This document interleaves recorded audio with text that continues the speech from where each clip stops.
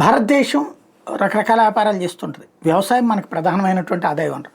పరిశ్రమల్లో రకరకాలైనటువంటివి ఉన్నాయి. సేవల పరిశ్రమలో సాఫ్ట్వేర్ మనకి ఆదాయం తెచ్చిపెడుతుంది. రాబోయే రోజుల్లో మాత్రం ఆయుధ వ్యాపారమే బాగా డబ్బులు తెచ్చిపెడుతుంది.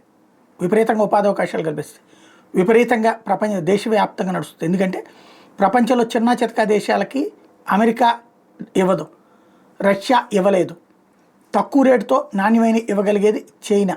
కానీ అక్కడ అవి నాణ్యత లేనివని తేలిపోయింది. తక్కువ రేటుతో, చైనా కంటే తక్కువ రేటుతో మరింత నాణ్యమైన ఇవ్వగలిగేది భారత్. ఇదివరకు ఆయుధ వ్యాపారంలో లేదు. ఇప్పుడు ఆయుధ తయారీ, ఆయుధ వ్యాపారం కొనసాగిస్తూ వస్తుంది. దాని ఇంపాక్ట్ రాబోయే రోజుల్లో ప్రపంచ చరిత్రని మార్చడానికి భారత్ సిద్ధపడుతోంది. తాజాగా ఏదైతే డీసీఎక్స్ సిస్టమ్స్ సంస్థ, బెంగళూరు బేస్డ్ సంస్థ, ఇండస్ట్రియల్ లైసెన్స్ ఒకటి పొందింది.